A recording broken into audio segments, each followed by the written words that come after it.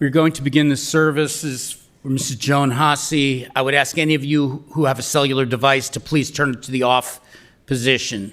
Officiating our service today will be Rabbi Lizzie Heidemann.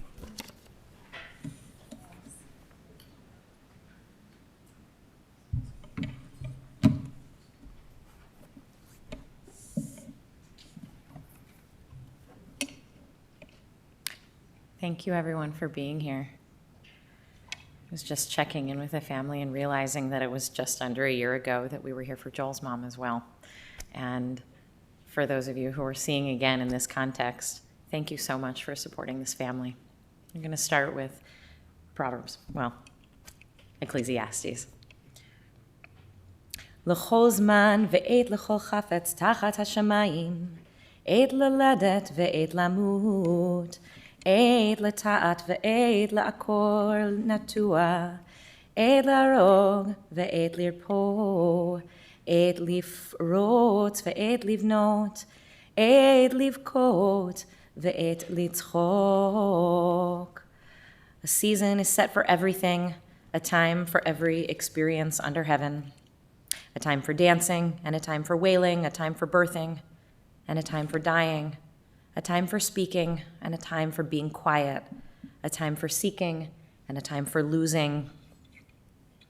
And we're here today to mourn the passing of Joan Haase and to support her children, Linda and David, and her sister, Marjorie, and her grandchildren, Jake and Ariel and Jenna, and her nephew, Andy, and everyone who knew her and will miss her. Joan enjoyed being Jewish and participating in the life of her synagogue, BJBE, and she died the day before Purim.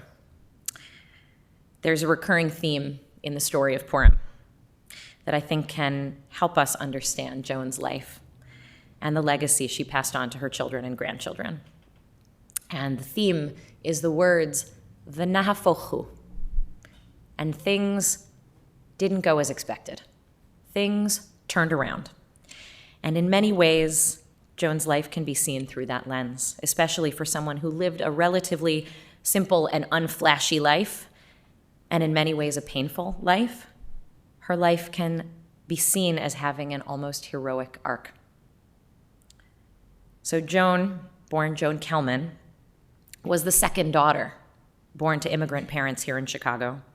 Sarah, who went by Sonia, from Belarus, and Alexander from Hungary.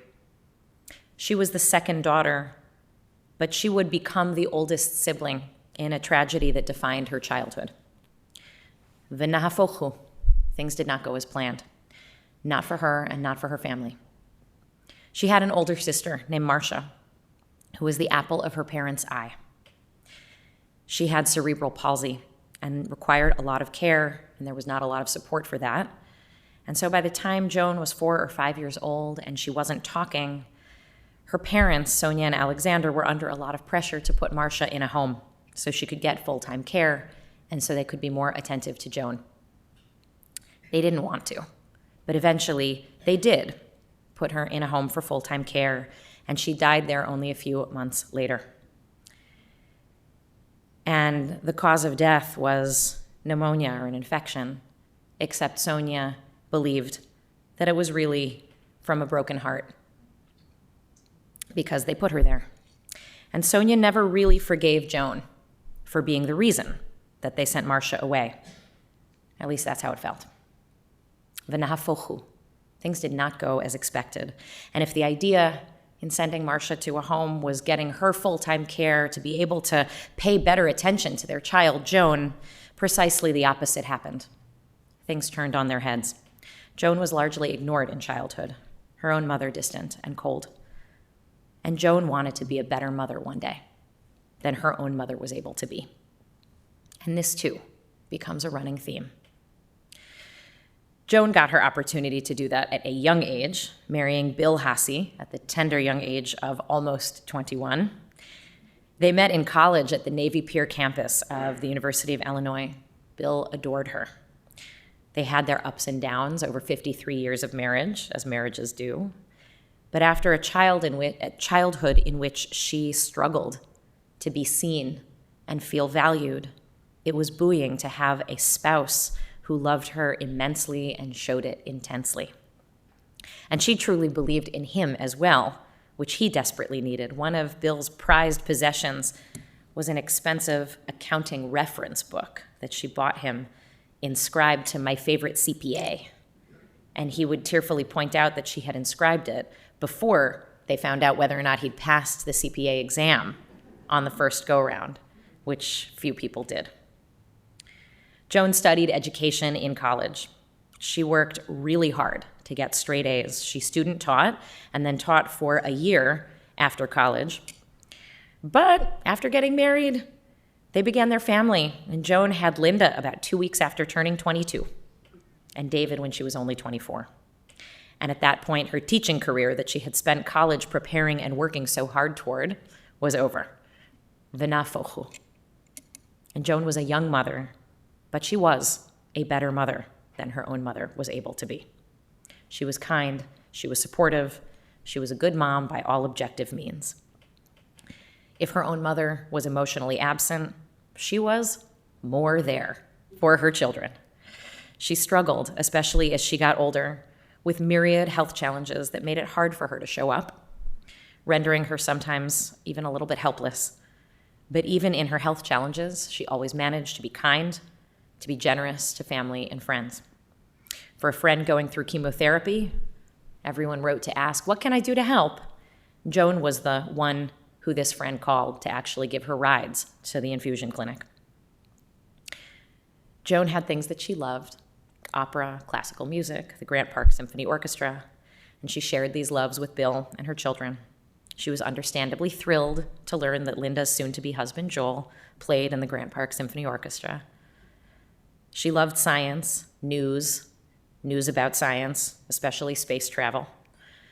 She followed the news intently, spending a decent chunk of every afternoon reading the newspaper with a cup of tea, as well as keeping up with magazines and radio broadcasts. She was known for cutting out articles to share with the family. David will talk a little bit more about this, some of which her own daughter wrote or edited straight out of JUF magazine, as if Linda wasn't aware of the articles she was being handed. And you'll hear more from Linda and David and Joel and Jenna about Joan's personality, her quirks, the things that made her memorable and funny and endearing. Something worth mentioning here is that as much as she had interests, self-reflection, self-knowledge wasn't really among them. It was hard to know Joan Haase. It's not clear if anyone really knew her well, including her own family members, but maybe not even Joan herself. Linda remembers trying to fill out one of those books that helps you get to know your parent, asking things like, "What's your favorite flower?" And she struggled to answer some of those basic questions about even herself. She attended many a play and presentation at Jenna's school before at some point realizing that this was the very school at which she had student taught over half a century ago. Different name on the school, same building. But that said, she was a very genuine person. If she said something to you, she meant it. Like if she said, "That haircut looks good, better than the last one you had." And you said, "You mean, Grandma, that haircut looks nice." She'd say, No, I mean the other one was bad and this one's good." And you knew she meant it. Her kids, her grandkids all share her smile. Her grandkids, her nephew, have memories of ways in which Grandma Joan was there for them, creating a loving and safe home for their parents and for them. V'nahafochu. She turned it around. The only thing we can expect in life is the unexpected, and in Joan's life, perhaps the tragedy of her early life made the closeness that her children have striven to create with their children possible.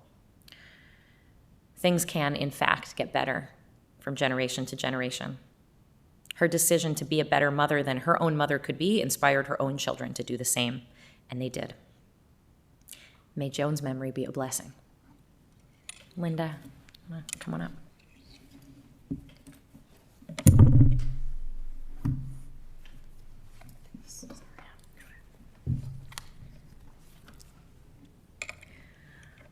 Most people who knew my parents thought that Dad was the one with a strong personality and strong opinions. But the more you came to know her, the more you understood that Joan had some pretty strong ideas of her own. Joan Haase made no apologies for what she liked. Her sweet tooth was legendary. She might have Jell-O for dessert and then unabashedly top it with chocolate syrup. She added sugar to her chicken soup. My dad used to do this for her when he would make chicken soup. And when she thought a dish was too spicy, which meant actual salt and pepper were used, she poured sugar on it to balance it. When she did this to an unsuspecting piece of baked fish in the dining room at Chestnut Square, we gave her the nickname Sugar Trout. And one of the photos you see where we're all laughing around the table is after she just poured the sugar on her actual fish. Blue was Joan's favorite color.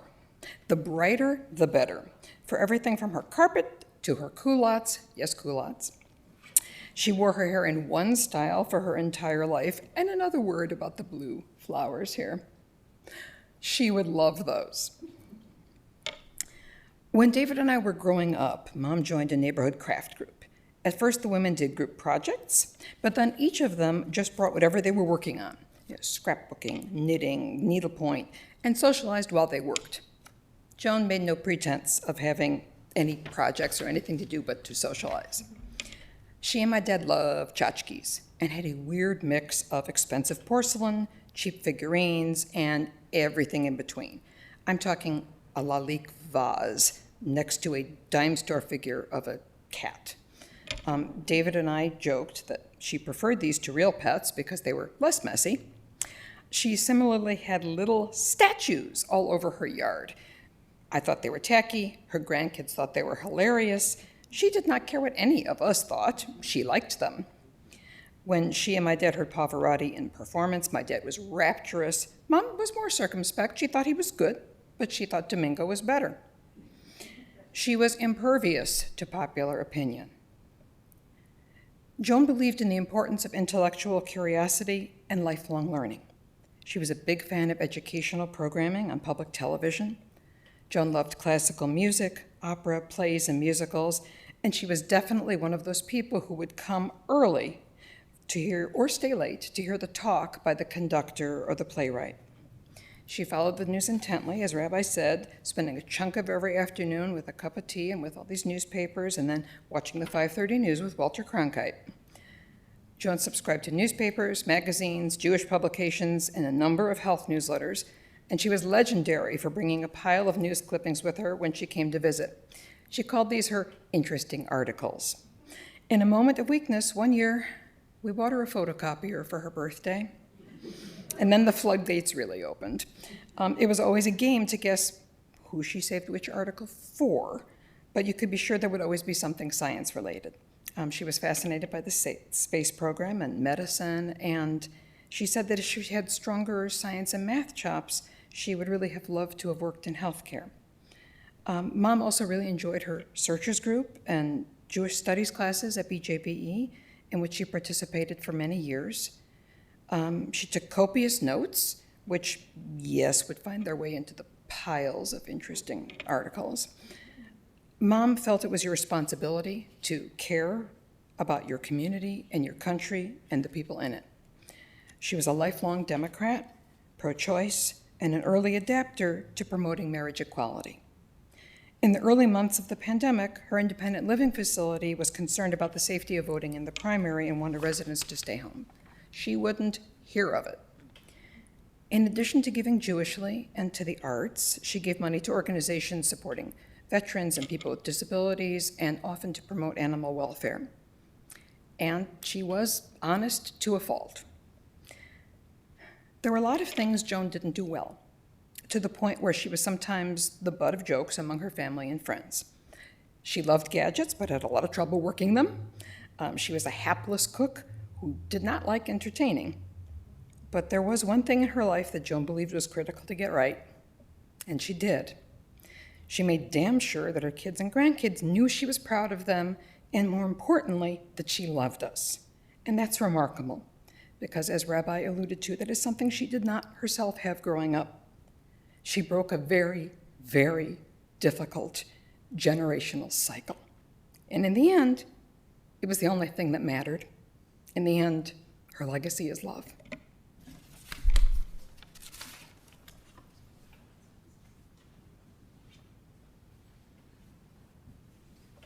And David.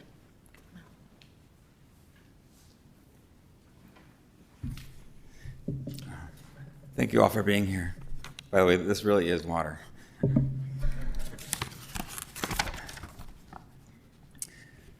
I like to think of my mom's life as a life well lived.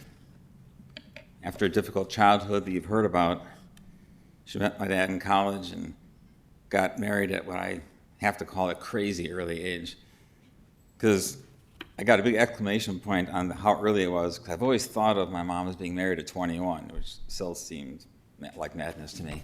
And then, when we were all talking and preparing for today, it was brought to my attention that, well, the anniversary is in August and the birthday is in September. She actually had to be 20 years old when she got married. So being a lawyer, I had to think, does that mean that she engaged in underage drinking at her own wedding? I was pretty sure we didn't have to worry about that, but I still had to know. So I asked the internet, and it said that at that time, the drinking age for women was 18 and men 21. So it was a different age, both literally and figuratively, that they grew up in. So Linda was born shortly after that, so my mom then goes from a ridiculously early bride to a ridiculously early mom. I horrified my children when I pointed out the ages they were at and how many kids my parents had at that point in time. And a few years after that, I came along, and then the family moved a bit after that to a house in Mount Prospect. And I have very fond memories of that house. Mom and Dad were good enough to keep it until I finished school. And then at some point after I finished law school, they moved to a different house, this one in Des Plaines. It had more bedrooms than the first house, even though we had moved out. So Mom was really able to up her game at saving things. File drawers full of interesting articles, which we came to call IAs for short. And she improved the game on that too, because at some point, when we kind of would make jokes about trying to figure out who was the intended recipient of each article, she started labeling them. This one's for Ari, this one's for Jake, so then we knew. So it makes me happy that Ari, Jake, and Jenna all have memories of that home and the interesting articles. After Dad died in 2013, Mom was alone in the house. It took a few years of that and some cajoling to get her to move from there to Chestnut Square at the Glen. And Chestnut Square is a beautiful community. You know, it seems odd looking back that there were just 3 years that she was at Chestnut Square before COVID started, because she was instantly happy there. It was such a warm community, and there were wonderful activities that she was able to participate in. I remember being annoyed that Chestnut Square was right next to the Glen, and she never wanted to go to the Glen. But then I realized it was because she really liked being where she was, so I'm grateful for that.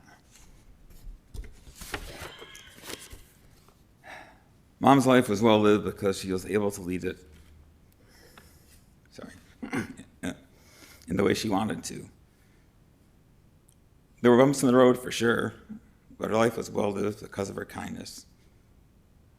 So many people have expressed their appreciation of her kindness and her sweetness, from what many of you said in the receiving line today, the expressions from her caregivers over the past few weeks.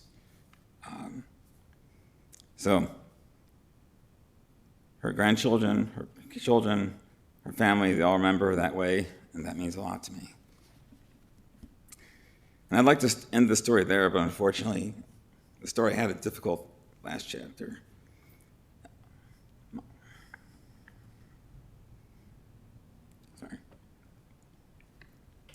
Mom's downturn began about 3 years ago, or a bit less, depending on when you start counting. There were 6 hospitalizations in the 14-month period since the pandemic began. For most of those, we were not able to visit her in the hospital. We struggled to manage her care by telephone and to make sure that she knew that we were checking in on her. As her physical downturn continued, she needed in-home care during the day and then 24/7 care. And then sometime during the physical downturn, she developed dementia, which began in a mild form and got worse over time.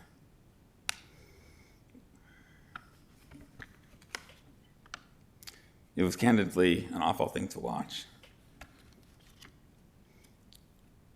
Still, there were bright moments during that time. I spent more time with my mom during the last 3 years than any other time I had since finishing school. I saw Jake flourish as a caring caregiver when he took an 8-hour shift every Sunday for many months.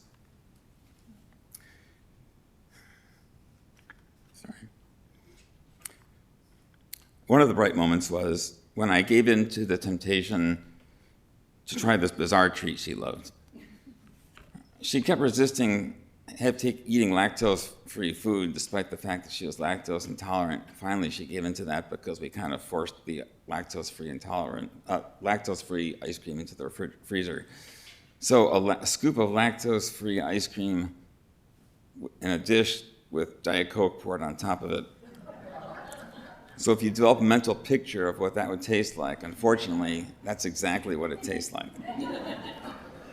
Because at some point, in a moment of weakness, I just had to try it. I don't, why, it's sort of like why when you drive down the road and there's an accident, why do you feel compelled to look? There's no reason to look. And for a similar reason, I just felt the need to try it. And Mom and I had a good laugh that day because for those who know me, I'm not usually a hugely expressive person. But apparently, I was very expressive at that moment. So today we celebrate a life well lived. With the difficult ending, the term rest in peace is very much applicable. I love you, Mom. Thank you for being my mom, and rest in peace.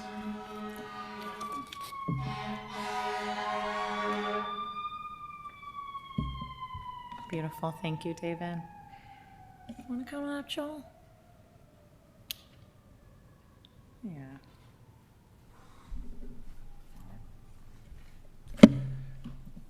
I'm the only one that keeps their phone on, okay. Generally speaking, you only get one mother-in-law, and I lucked out. In Joan, I also got a friend, a fan, and great family. While Joan had a long-time fix-it guy, I was quickly transitioned into preferred son-in-law Google mechanic. It was always an interesting challenge trying to help her, especially over the phone, without the same fill-in-the-blank VCR, computer, program, gadget in front of me. I could only guess at a solution. And even if I was of no help, she was always happy someone took the time to care. I was humbled that she trusted me to repair fill-in-the-blank, objet d'art, VCR, bookcase, chandelier. Again, I was winging it, but she had the faith that I would give her the best solution I could. She would also call just to say hi, to discuss a concert or a news topic. I will really miss those conversations. And that is the Joan that I will love to remember. All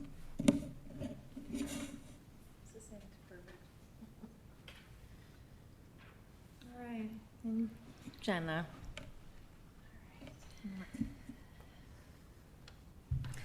I will very likely cry. I will do my best to still be understandable. Thank you all for being here today. It's really a comfort to honor Grandma's life with each of you in person and the folks streaming online. As has already been said, yep, there it is. Grandma Joan's health had been declining over the past several years. So we've had quite a bit of time to prepare for this moment, but it doesn't make it any easier. When she was well, my favorite part of spending time with Grandma was arriving at her home. She and Grandpa, when he was alive, would always come meet me at the door and greet me with a "hello, dear," and a wet kiss. And the rest of the world kind of fell away while I subtly tried to dry my cheek. Almost immediately after arriving, Grandma would proudly present me with her specially curated cache of interesting articles. These were usually accompanied by a few things I might want, These were usually old blouses or tote bags from the ASPCA because she sent them a $10 donation one time and they never let her forget it. I'm someone who likes to meditate as a way to ground myself. And when I feel particularly adrift, I mentally take myself to the house that Grandma and Grandpa shared.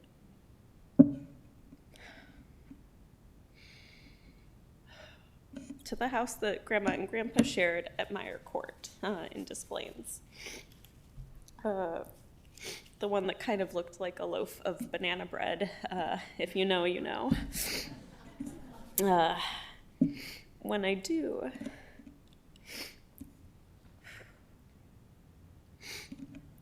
do, I envision myself walking through the front door, greeting Grandma and Grandpa,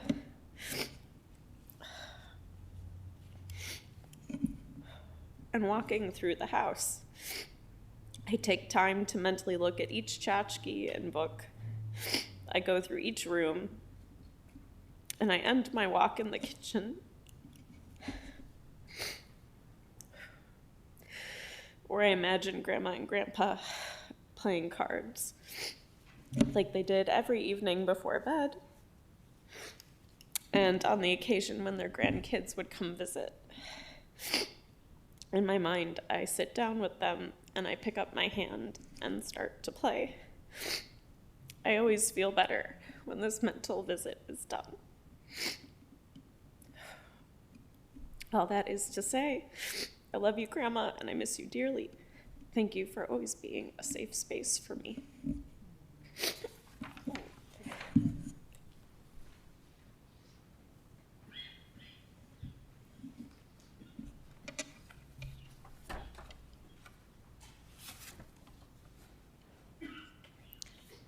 I know the word heroic has very grandiose sort of implications, but when I use the word at the beginning, I feel like hearing her granddaughter speak. Now you understand what I mean by that.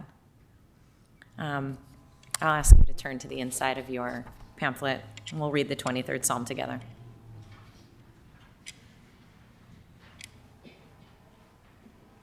I'll first say it in the Hebrew. Feel free to join me. מזמור לדוד, אדוני רואי לא אחסר, בנוטש ירביצני, על מי מנוחות ינהלני.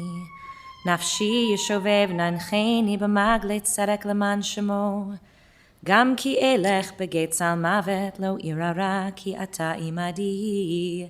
שבטך ומשענתך המה ינחמוני, תערוך לפני שולחן נגד צורריי.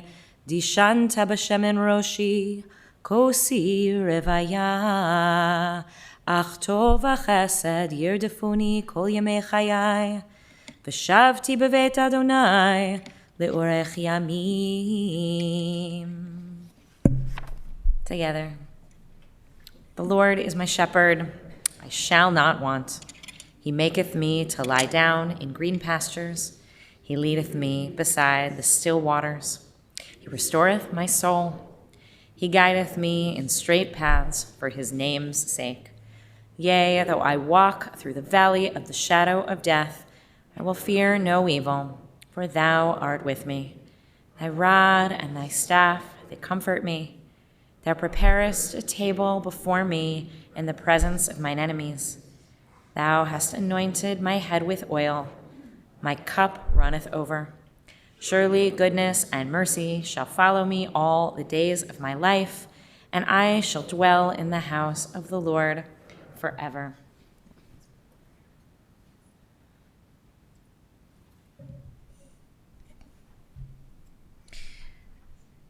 I think my favorite part of getting to know somebody that I didn't get the chance to know through your stories is the stories that just make everybody crack up because they're funny. And among them are the stories of Grandma Joan's generosity, in particular with her medications, to her grandchildren when they would come over and complain of a headache. So I think, Ariel, this is your story. Grandma said, "Do you want some opium?" And the kids are like, stop, Grandma. She's like, no, silly me. I didn't mean opium. I meant opioids.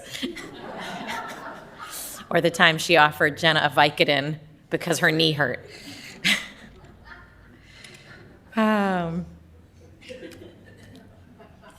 Grandma Joan, you're funny. We are going to stand for the memorial prayer, El Malei Rachamim, a prayer that her soul find rest under the sheltering wings of God's presence among the holy and pure who shine as the brightness of the firmament. God, may you bring her under the cover of your wings. Let her soul be bound up in the bonds of eternal life, and may the best of her inspire those of us who are living. May she rest in peace. El Malei Rachamim,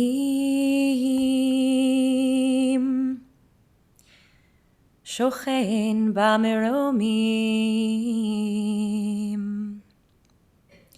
Hamtzei Menucha Nechona, Tachat Kanfei Hashchina, B'ma'alot Kedoshim Utoharim, Kezohar Harakia Mazhirim.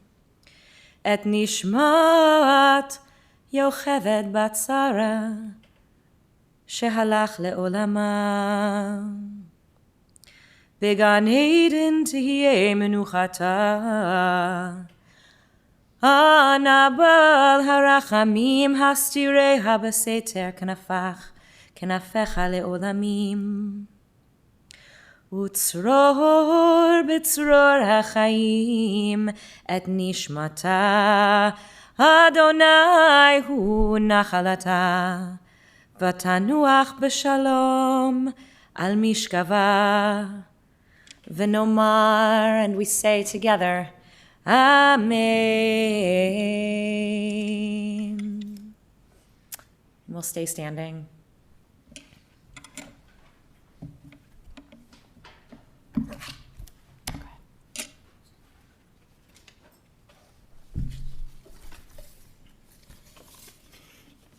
This concludes our service here in the chapel. The interment will take place immediately at Shalom Memorial Park in Arlington Heights.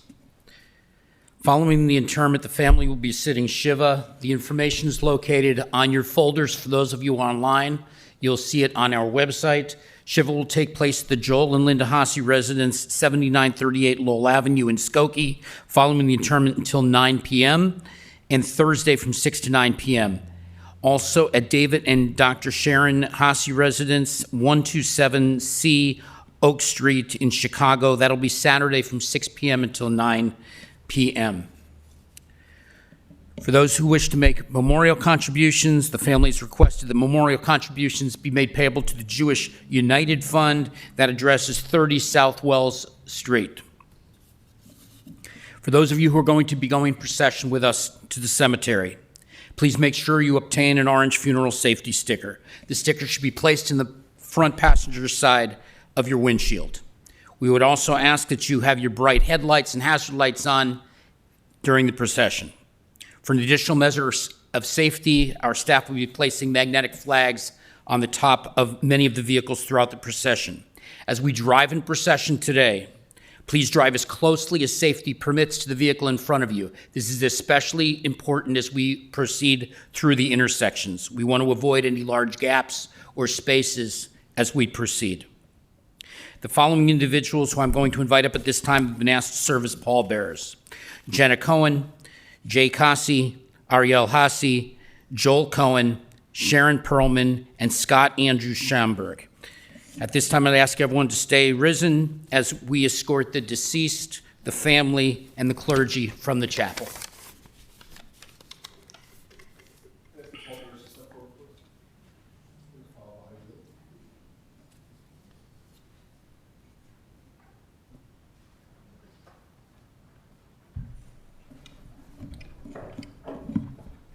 Thank you, Bill.